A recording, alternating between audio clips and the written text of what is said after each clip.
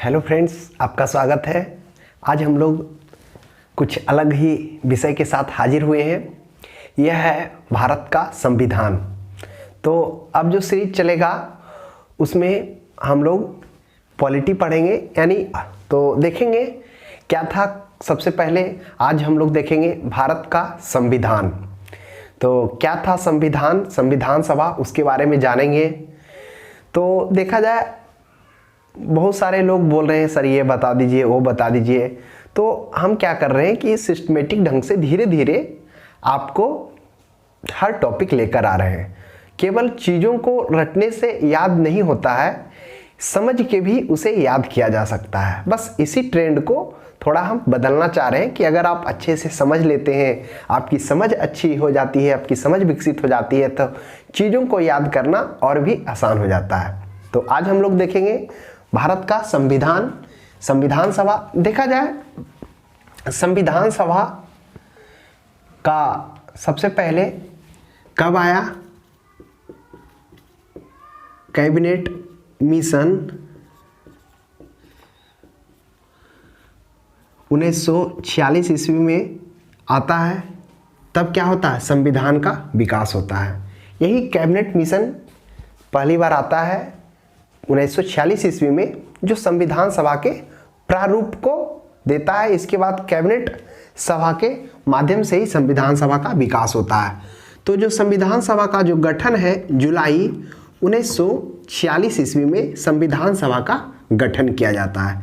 तो आप ध्यान में रखेंगे, जो संविधान सभा का गठन है जुलाई 1946 ईस्वी में किया जाता है और कैबिनेट मिशन के द्वारा इसका आगमन होता है, यानी कैबिनेट मिशन संविधान सभा को लेकर आता है। उसके बाद क्या होता है, यह जो कैबिनेट मिशन आता है, संविधान सभा का गठन 1946 ईस्वी में होता है। इसमें जो सदस्यों की संख्या होती है 389 सदस्य इसमें निर्वाचित होते हैं संविधान सभा बनाने के लिए। इस 389 में से 293 ब्रिटिश प्रांत से होते हैं और 92 सदस्य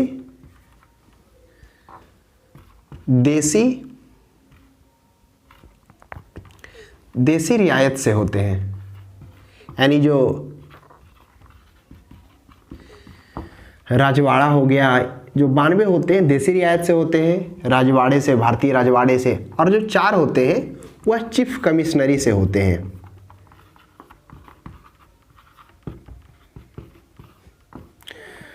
तो इस तरह से 389 सदस्यों का चयन किया जाता है इस संविधान सभा को बनाने के लिए। तो ये सभी सदस्य मिलकर क्या करते हैं? संविधान सभा का निर्माण करते हैं। और जो इन सभी सदस्यों का चयन का जो मानदंड होता है, वह जो चयन की प्रक्रिया होती है, वह 10 लाख जनता पर एक सदस्य को चुना जाता है।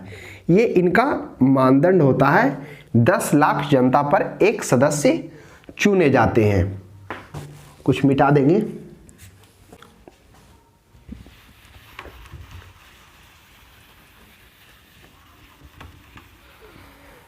उसके बाद थोड़ा देखेंगे, जो इस सदस्य होते, इस सदस्य में से विभिन्न समुदाय के लोग होते हैं। उसमें से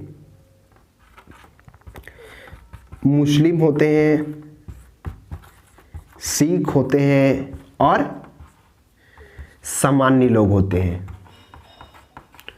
उसके बाद क्या होता है, कुछ पार्टियां, कुछ संगठन भी इसमें भाग लेते हैं। जैसे बात की जाए कांग्रेस, उस समय सबसे बड़ा पार्टी होता है। और दूसरा क्या होता है? मुस्लिम लीग होता है। दूसरा मुस्लिम लीग। तो जो सबसे अधिक जो सदस्य होते हैं वह कांग्रेस से होते हैं और दूसरा जो होता है मुस्लिम लीग होता है। तो इन सभी सदस्य मौजूद होते हैं और विभिन्न धर्म, जिसमें मुस्लिम, सिख और सामान्य वर्ग, अनुसूचित जाति, जनजाति, इन सभी क्षेत्रों से भी इनका चयन किया जाता है। उसके बाद देखा जाए जो संविधान सभा है,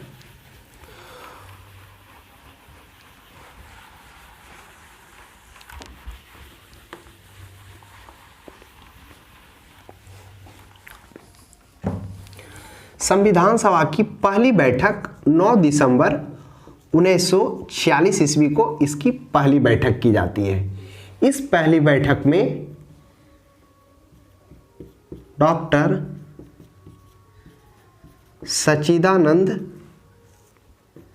सिन्हा को क्या किया जाता है, अस्थाई सदस्य नियुक्त किया जाता है। कब? जब संविधान सभा की पहली बैठक होती है, उस पहली बैठक में डॉक्टर सच्चिदानंद सिन्हा को अस्थाई सदस्य नियुक्त किया जाता है। लेकिन क्या होता है, यह मुस्लिम लीग इसका विरोध करता है और विरोध करने के बाद ठीक इसके 2 दिन बाद 11 दिसंबर 1946 ईस्वी को संविधान सभा के जो अस्थाई अध्यक्ष बनाए जाते हैं वह डॉक्टर राजेंद्र प्रसाद को बनाया जाता है। और इसी के साथ में जो उपाध्यक्ष बनाए जाते हैं वह H.C. मुखर्जी। H.C. मुखर्जी को क्या किया जाता है, उपाध्यक्ष नियुक्त किया जाता है। उस उपाध्यक्ष के बाद एक सलाहकार समिति को भी, सलाहकार यानी संवैधानिक सलाहकार को भी नियुक्त किया जाता है। तो ध्यान में रखेंगे, जो संवैधानिक सलाहकार रहते हैं वह कौन रहते हैं, B.N. राव। यानी जो B.N. राव होते हैं उनको क्या किया जाता है, संवैधानिक सलाहकार नियुक्त किया जाता है। उसके बाद क्या होता है, 13 दिसंबर 1946 ईस्वी को जवाहरलाल नेहरू के नेतृत्व में एक उद्देश्य प्रस्ताव को प्रस्तुत किया जाता है। यही उद्देश्य प्रस्ताव बाद में क्या हो जाता है, प्रस्तावना के रूप में कन्वर्ट हो जाता है। यानी इसी उद्देश्य प्रस्ताव को बाद में क्या कर लिया जाता है, भारतीय संविधान का प्रस्तावना के रूप में ग्रहण कर लिया जाता है। तो यह जो उद्देश्य प्रस्ताव है यह 13 दिसंबर 1906 ईस्वी को जवाहरलाल नेहरू के द्वारा इसको पारित किया जाता, उद्देश्य प्रस्ताव को लाया जाता है। उसके बाद क्या होता है, 13 दिसंबर के बाद 22 जनवरी 1947 को क्या किया जाता है, इस जो उद्देश्य प्रस्ताव है, इस प्रस्ताव को क्या किया जाता है, प्रस्ताव को पास कर दिया जाता है। कब? 22 जनवरी 1947 ईस्वी को। तो यह ध्यान में देंगे, जो पहली बैठक होती है इसकी वह 9 दिसंबर 1946 को होती है। उसमें सच्चिदानंद सिन्हा को अस्थायी अध्यक्ष बनाया जाता है और 11 दिसंबर को मुस्लिम लीग की असंतुष्टता के कारण डॉक्टर राजेंद्र प्रसाद को अस्थायी अध्यक्ष बनाया जाता है। और जो उसके उपाध्यक्ष होते हैं, कौन होते हैं, मुखर्जी जी, जो H.C. मुखर्जी होते हैं, इसके उपाध्यक्ष के रूप में नियुक्त किया जाता है। और साथ में एक संवैधानिक सलाहकार को भी नियुक्त किया जाता है जो B.N. राव रहते हैं। उसके बाद 13 दिसंबर 1946 ईस्वी को जवाहरलाल नेहरू के नेतृत्व में एक उद्देश्य प्रस्ताव लाया जाता है। यही उद्देश्य प्रस्ताव जिसमें क्या होता है, मौलिक अधिकारों का वर्णन किया जाता है। उसमें 8 मौलिक अधिकारों की बात की जाती है। बाद में यही उद्देश्य प्रस्ताव प्रस्तावना के रूप में कन्वर्ट हो जाता है, जो संविधान सभा के प्रस्तावना के रूप में भी जाना जाता है। और जब यह लाया जाता है तो 22 जनवरी 1947 को इस प्रस्ताव को, उद्देश्य प्रस्ताव को पास कर दिया जाता है। उसके बाद देखेंगे हम लोग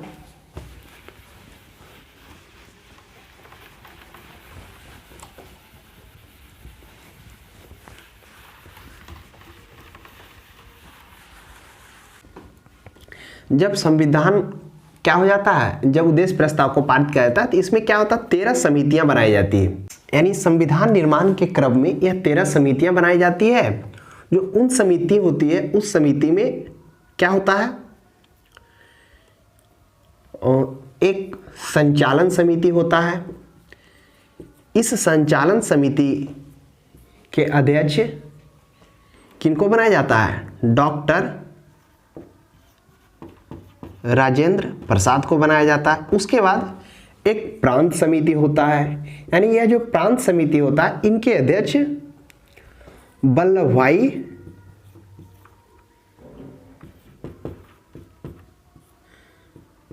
भाई पटेल को बनाया जाता है। तो यह ध्यान में रखें, क्योंकि जो वल्लभ भाई पटेल होते हैं वह प्रांतों को एकजुट करने में, भारत में मिलाने में उनकी अहम भूमिका होती है। जो प्रांत समिति के अध्यक्ष होते हैं वह वल्लभ भाई पटेल होते हैं। उसके बाद प्रांत समिति हो गया, संचालन समिति हो गया, उसके बाद संघ समिति। ये जो संघ के होते हैं वह जवाहरलाल नेहरू, इनको बनाया जाता है संघ समिति के अध्यक्ष। उसके बाद क्या होता है, जो प्रारूप समिति होता है, उस प्रारूप समिति के जो अध्यक्ष होते हैं वह बी आर अम्बेडकर को बनाया जाता है। तो ध्यान में रखेंगे, जो बी आर अम्बेडकर होते हैं वह प्रारूप समिति के अध्यक्ष होते हैं, और साथ में क्या कहता है, 7 अन्य सदस्य को भी इस प्रारूप समिति में नियुक्त किया जाता है। यह जो सदस्य होते हैं, जो सदस्यों का नियुक्त किया जाता है, यह विभिन्न समुदाय से होते हैं। जैसे बात की जाए अनुसूचित जाति से, अनुसूचित जनजाति से, उसके बाद कुछ महिलाओं का भी योगदान होता है। यानी इन विभिन्न समुदायों से, विभिन्न धर्मों से क्या कहता है, उनको लिया जाता है। उसके बाद क्या होता है, जो हमारा संविधान होता है, उस संविधान को बनने में 2 वर्ष 11 माह 18 दिन का समय लगता है। तो ध्यान में रखेंगे, कभी कभी प्रश्न यहाँ से भी पूछा जाता है कि हमारा संविधान बनने में कितना समय लगता है। तो 2 वर्ष 11 महीने 18 दिन। आखिर इतना लंबा समय क्यों लगता है? तो आपको पता होगा कि भारत 200 वर्षों की गुलामी के बाद क्या होता है, भारत आजाद होता है। जो इसके सदस्य होते हैं वह कभी नहीं चाहते हैं कि कोई एक ऐसा संविधान बने जो लचीला हो, कमजोर हो। यानी यह एक ऐसा संविधान बनाना चाहते हैं, सशक्त और कठोर संविधान, जो चिरकाल तक, लंबे समय तक चले।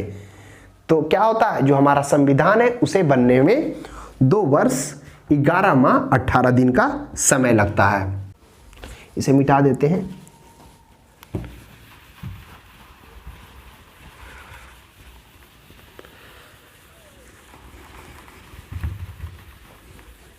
जो हमारा संविधान है वह 26 नवंबर 1949 ईस्वी को हमारा संविधान को क्या कर दिया जाता है, पारित कर दिया जाता है, यानी उसको अंगीकृत कर दिया जाता है।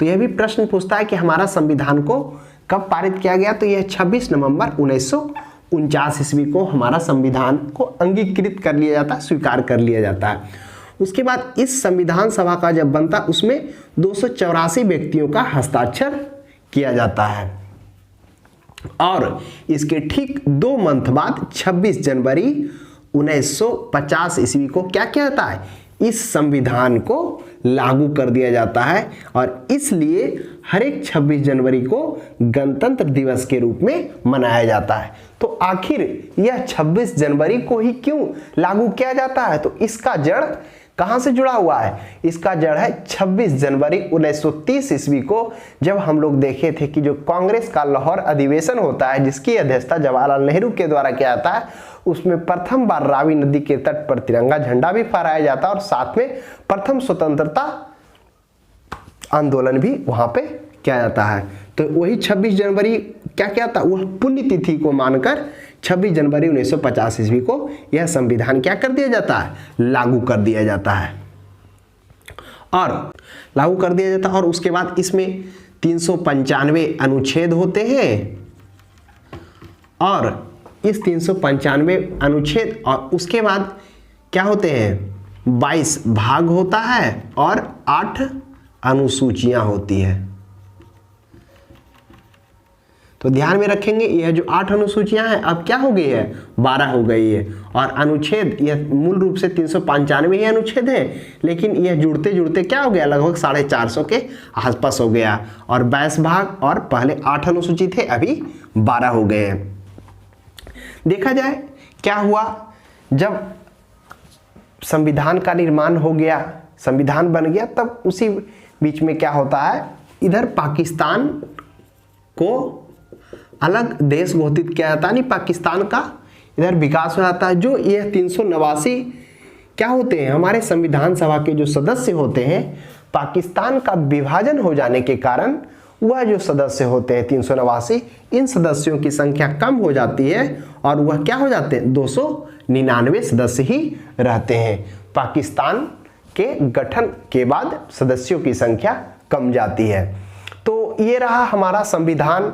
संविधान आखिर क्या था, कहाँ से लिया गया? तो ये जो हमारा संविधान है वह बहुत ही सोच समझकर और लगभग 60 देशों के संविधान को पढ़ने के बाद 114 दिनों तक इस प्रस्ताव को बहस करने के बाद आखिरकार ये संविधान सभा का गठन किया गया, इसका निर्माण किया गया।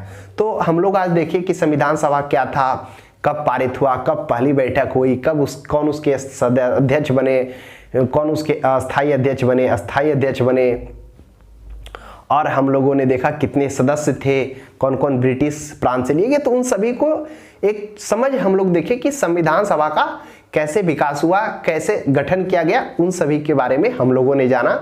तो आज के लिए इतना ही। आपको यह क्लास कैसा लगा कमेंट बॉक्स में ज़रूर बताएं और हमारे क्लास को लाइक, सब्सक्राइब और कमेंट करना ना भूलें। आज के लिए इतना ही। अब हम लोग अगले क्लास में मिलते हैं।